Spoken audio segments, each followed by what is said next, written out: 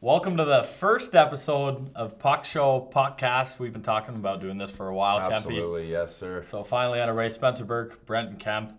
We're going to go through some DFS picks, maybe a couple marquee matchups tonight, as well as maybe some potential award winners, at least the main ones, Norris, Calder. Some serious races going on, Spencer. And Vesna. Yeah, absolutely. So there we go. So I'll let you take it away with some DFS picks for tonight's slate. Yeah, so first of all, I think, with the return of Austin Matthews, I mean, you saw the goal he scored the other night in Nashville. He's in fine form.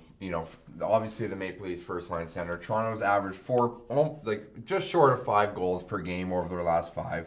Matthews scored in his return. Filthy little snipe up top there. Obviously, when you want Matthews, you want William Nylander. He's on that first line. He skates with Matthews on the power play, albeit the second unit. And then, you know what? We also want Mitch Marner in there. Marner has been the Leafs' best player, save for maybe JVR, but Marner has anchored that top power play unit, creating tons of offense. He's already passed last season's point total. It's really hard to roster any Leafs right now without Mitch Marner in the picture, so looking at the Red Wings on the road, I mean, obviously the Red Wings are in a rebuild mode. They've lost 9 of their last 10. Jimmy Howard, .895 save percentage in March. Detroit, averaging 4 goals per game in their last 10. Just kind of a team playing out the string here in the later stages of the season. So we're going to go with a Matthews, Nylander, Marner stack up front for Toronto for our top cash stack of the night. Cash stack number 2, we got to go with the New York Islanders. They have Chicago tonight on home ice, Spence. The Islanders, we saw that wild game the other night against the Tampa Bay Lightning. 7-6. It was 7-3 Tampa after 2 periods. The Islanders roared back with 3 goals. Couldn't quite tie it, but I mean, this is still as bad as they are defensively. Yeah, they can put up goals. Absolutely. They're 7th in the league in home scoring still. 3.46 goals per games played at home. They're coming off that 6-goal effort. They have 2 players in the top 13 in league goal scoring. Anders Lee has 38 tucks. Johnny T 32. So we're gonna go with a John Tavares, Anders Lee, Josh Bailey stack up front. That's a 3-man 5-on-5 stack, 3-man PP1 stack. Chicago is just in shambles right now, right? They're written off out of the postseason. Haven't got any sort of goaltending since Corey Crawford went down. Anders Forsberg, he's got a 3.63 goals against average and an .887 save percentage on the road. He's been torched on the road, Spence. So. Yeah, it's end of an era in Chicago. Oh, a little bit there. Absolutely. First time they missed the playoffs in 10 years, so they've been dynamite. And it really is. It's just been a bit of a disaster. As good as the Madhouse on Madison is, that's a weak club right now. So we're gonna pick on the Blackhawks in Brooklyn tonight. So let's get into our GPP stacks. You know what? How about Vladimir Zykov? He's real cheap tonight. He's skating with Sebastian Aho, who we believe is probably the best offensive player. Yeah, best on the offensive Hurricanes. Player for sure. Absolutely. And then we got Teuvo Teravainen on the right hand side of that line. So they're skating on the second line. Obviously, Jordan Staal centering the first line. Zykov had 2 goals in his last game. I believe that was his 3rd game in the NHL. Scored his 2nd and 3rd goals in that game. So, we're gonna ride him while he's hot, Spence. I like it. Aho, despite the Hurricanes, they've obviously been struggling as well. They're not going to make the playoffs, but Aho has 26 tucks and 10 points over his last 7 games. So he's hot. He's an incredible talent. So we're going to roll with him tonight in Ottawa, who is a 30th ranked defense, 30th ranked defense at home. 30th ranked penalty kill at home. Obviously, Aho is going to be on that top power play unit. Craig Anderson, he's been getting just torched lately. I believe he gave up a 7th spot against the Florida Panthers the other night. Tough season for Ottawa, tough season for Craig Anderson. So we're going to go ahead and pick on the Sens there with a Zykov, Aho, Teravainen stack for GPPs. Big slate. They might see some ownership, Spence, but I mean, all said, it's a big slate. It's a Saturday slate. I think Carolina's second line will be a feasible GPP play tonight. And then for a second one, this might catch you by surprise, but we're going to go with the Minnesota Wild second line at home against the defensively stout Nashville Predators. Very defensively stout. Absolutely. So that's exactly why this stack will be very low owned. People read the Nashville Predators and they're just going to be terrified of them, right? So we're going to get these guys at good ownership tonight. I believe they have some upside, and I also believe that Pekka Rinne will be riding pine tonight, Spence. I think nothing's confirmed yet, but I think UC Saros will get the starting goal tonight. And in the state of hockey, Saros is expected to be between the pipes tonight. Is he really? So yeah, absolutely. And then why not? Not finalized at this point, but he's had a good year. They're a good defensive team, but he's not Pekka Rinne, exactly. who is probably a front runner, for that Vezina Trophy to to upend Sergei Bobrovsky from last season. So we're gonna go with the second line here. Eric Stahl, what a big year! So he's probably gonna see the majority of Minnesota Wild ownership, but we're going to go with Zach Parise, Mikko Koivu, and Charlie Coyle. So that is the second line in Minnesota tonight. It looks like Coyle got bumped off that second power play unit, but Parise and Koivu will skate together on that unit as well.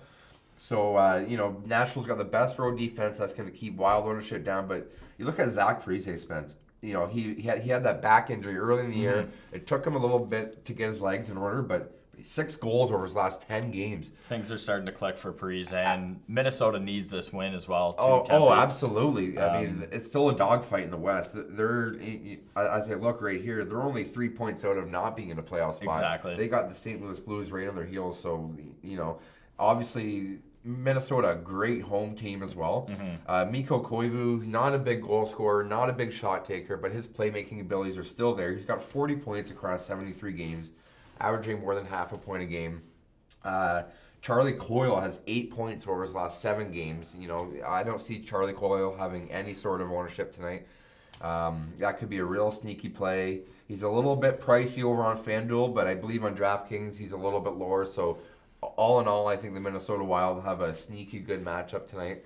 It might not work out, but the risk rewarded GPPs, you want that upside, and but you also want the low ownership as well. So yeah, and like we said, it's good that they have something to play for still. They're not guaranteed a playoff spot, so you want to be picking those teams that still have something on the line. Yeah, as well. They're not playing out the string on the season, absolutely.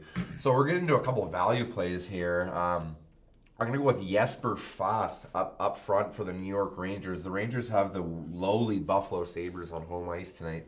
Jesper Fast is, again, on that first line, skating to the right of Mika Zibanejad. Fast won't probably see any power play time tonight, but he's got a 7-game point streak, Spence. Jesper Fast is a 7-game point streak. Very quiet. Very quiet. Who is Jesper Fast, by the way? 9 points over those 7 games. Buffalo, brutal defense, about 3.3 goals against per game on the road. I believe that's about 18th or 19th league. Not terrible, but still, we're looking at a weak defense. They're without Bogosian. They're without Jake McCabe on the back end. This is a thin Sabres team these days. Yeah, no kidding. Absolutely. So our 4 value play is going to be Jesper Fast. He's a winger. On D, we're going with Ethan Bear, Spence. Ethan Bear. Absolutely. Yes, sir. Ethan Bear. He's extremely cheap, but you know what I like the most about Ethan Bear is he's getting first unit power play time as the lone D-man on that Oilers power play. Obviously not a great power play this season, and that is a tough matchup tonight against the LA Kings. I believe LA's first or second in defense, but Bears ownership should be at a minuscule amount tonight. It's kind of hard when you pick guys like this because the stats aren't exactly there to back up your play. But I mean, if you're on the ice at the same time with number 97, you always got a chance to pick up a couple points. Absolutely. I mean, I believe he might be a second or third pair defenseman, but on that as a lone defenseman on that power play unit, he skated over 20 minutes in his last game. So the Oilers are kind of playing on the string. They want to see what they have in Bear. Going down the stretch here. So so you know what? Just to recap here, I'll go through my notes. We got Toronto. We got a Matthews, Nylander, Marner stack as our top cash stack of the night. We'll go with Johnny T, Josh Bailey, and Anders Lee as an alternative cash stack. Big upside there. GPP, we got Zykov, Aho, and Timu Teravainen. That's a mouthful. and we'll also go with Zach Parise, Mikko Koivu, and Charlie Coyle as another GPP stack. Forward value play, Jesper Fast on the first line in New York on Broadway. And Ethan Bear, quarterback in that power play in Edmonton tonight, Spence. Nice. Well, good work, Kempy. Thanks for taking it away there, buddy. Absolutely. Now, a couple matchups that you might like tonight if people want to throw a couple bucks down on some picks as well. Yeah, absolutely. A couple teams that need wins tonight, Spence. The Florida Panthers are absolutely one. They're chasing the Devils right now, and they're inching closer. They still got 10 more games left in the schedule. Plenty of time left. They have 2 games in hand on the Devils. They are 3 points behind, so that argument if games in hand mean anything, you got to win them first of all, right? Exactly. So, but I mean, certainly they have to win tonight's matchup at home against the lowly Arizona Coyotes. And however, I mean, it's the Coyotes have been playing better as of late. Coyotes have been good. They've been really good. Antti Ranta, I mean, he's right now he's the MVP of that club, and goals aren't Florida. Obviously, you got Sasha Barkov, you got Vinny Trocheck, Johnny Huberdeau. And Dadonov, who's had a great year as well. Yeah. Who's your daddy, right? I mean, they got the Arizona Coyotes at home, so at the end of the day, that team needs those 2 points. If they lose tonight at home, you might want to put the lights out, especially if the New Jersey Devils at home to the Tampa Bay Lightning. I mean, Tampa Bay, Spence, we saw the other night in Brooklyn there. Yeah. You give up Andre Vasilevsky. He's sporting an 8. Well, I believe an 877 save percentage. It looked like he had the Vezina locked up at a couple months ago here, Kempy, and now it's looking like it's Pekka. So Vasilevsky, they're kind of stumbling a little bit defensively coming into the playoffs. Absolutely, and I sorry, Lightning fans, but I mean this it's a little scary, to be honest. Their penalty kill has been ripped apart over the last handful of games. So the New Jersey Devils, I don't mind New Jersey at home tonight. I mean, Taylor Hall's put that team on his back, right? What a season he's had. Absolutely. Where would they be if not for Taylor Hall? Exactly. So, if you have a little bit of money to play with tonight, how about a look at the Devils on home ice against the Tampa Bay Lightning, and then a couple, well, maybe not a couple teams that need wins, but one certainly does, is the St. Louis Blues in Columbus tonight. On the second end of a back-to-back, but they played the Canucks last night. Absolutely. Needed that win. They got it. Yeah, absolutely. Yeah, that was a must-win for them. They got it, and they all of a sudden are nipping at the heels of the Colorado Avalanche. As I'm looking right here, Spencer, 1 point behind the Avs. They played the same amount of games. Columbus, what is it, 10 in a row, Spence? 10 in a row for the Jackets. Unbelievable. Sergei Bobrovsky is white hot right now. Again, we don't know if the goalie starts as of this minute. Maybe Korpisalo gets a nod, but I mean, with the way Bobrovsky's playing, Columbus, as I look right here, they're only 4 points out of first place in the Metropolitan Division. Yeah. Who would have thought that, a week and a half ago? So, exactly. So I don't exactly have a pick for that one, but I mean the St. Louis Blues, they'll be gunning for those 2 points tonight. So yeah, no kidding. And it kind of looked like they threw the towel in when they dealt Stastny, right? Absolutely. I think Shen and a couple other guys on that team were rattled when they traded him, but they brought it together. And Mike Yeo is a good coach. And yeah, you know what? The Blues are still battling. Don't sleep on the Blues, and Jake Allen's been good lately too. Exactly. Carter Hutton was on the shelf there with an injury, and Allen, I've always thought of Allen as a mediocre kind of goalie. Yeah. Kind of, won the battle over B. Brian Elliott. 1B goaltender that is all of a sudden your starter. But Jake Allen's been excellent lately. So, don't sleep on the Blues. I especially if they make the playoffs, they have some good players on that club. And as for the Leafs, you picked a bunch of the guys for DFS tonight. So do you like them? Maybe -1.5. Yeah, against the Wings at home tonight. I think I do, Spence, because I mean, they got Austin Matthews back. Not that they were struggling without him. I believe there's some 11-7-2 without Matthews in the lineup. Not a fantastic record, but I mean, he's the bread and butter up front, right? Exactly. Willie Nylander is not the same player as Austin Matthews, franchise centerman, one of the top 5 guys in the game. Absolutely. You're going to be a different team without him. I think I saw the other day that since the start of last season, Austin Matthews leads the league in even strength goals. Yeah. So, I mean, it's just he's such an important player for that club. You know, Freddie Anderson, he spectacular effort the other night in Nashville. Toronto, as a club, played excellent. And we've already mentioned the Red Wings there. They've been getting torched a little bit, and I don't dislike the Red Wings whatsoever. Hockey Town's a great place to go. I'm a Detroit Tigers fan, but I mean, they're averaging. Think got their sets on Dahlin maybe. Yeah, all in for Dahlin, right? Yeah. So yeah, they've averaged 4 goals against over their last 10, and I mean Toronto, what is it, 11, 12 home wins in a row for the Maple Leafs. Yeah. So. Yeah, so you know what? I do not dislike the Leafs by a pair tonight. Beautiful. Absolutely. And for the last couple minutes here, let's maybe talk some awards. Yeah, sure. The Vezina's tight, Norris is tight, and as is the Hart, obviously. So who's your Hart pick right now? I'll give you mine after. Oh, my goodness. The Hart, we're going to get a lot of people mad at us here, Spence. You know, my Hart is Nathan McKinnon. It seriously is because, you know, you look, I don't have the numbers in front of me, but I believe he's played about 5 or 6 less games than Nikita Kucherov, and he's nipping right at his heels for that. He might even win the Art Ross, Spence. And that's tough to do in the NHL when you haven't played as many games as your opponents, right? Where would the Colorado Avalanche be without Nathan McKinnon? Who steps up on that first line? Is it Alex Kerfoot? Is it JT Compher? It's just he's.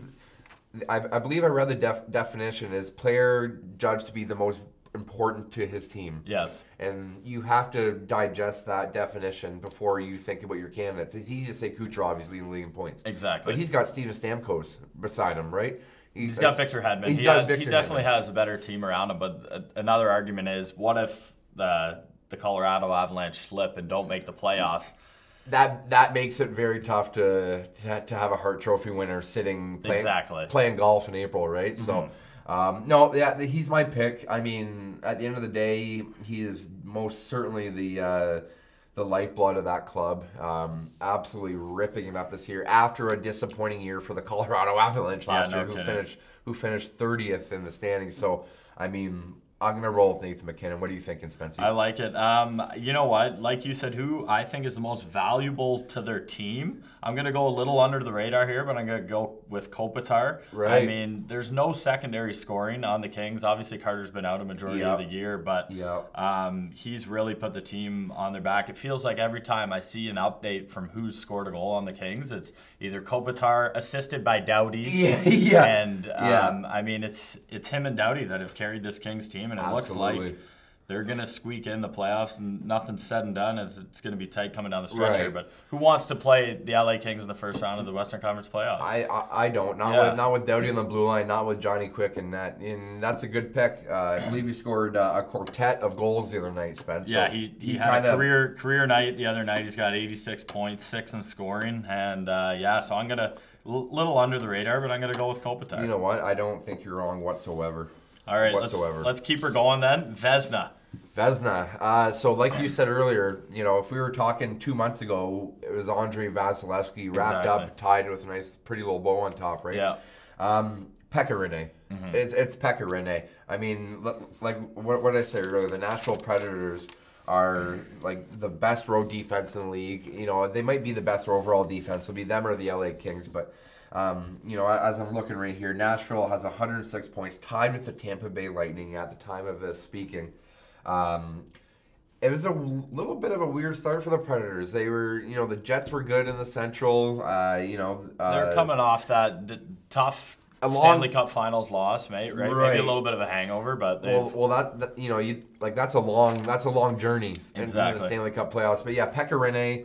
He's, you know, if you talk to anyone in Smashville right now, Spence, they'll hang you from the highest tree if you're not picking Pekka Rinne. No, you're right. Those Preds fans are extremely passionate. Yeah, absolutely. I'm gonna hop on board with you there too, though, Kempy. And I don't think it's really even close right now. I think Rinne's kind of running away with this. Yeah.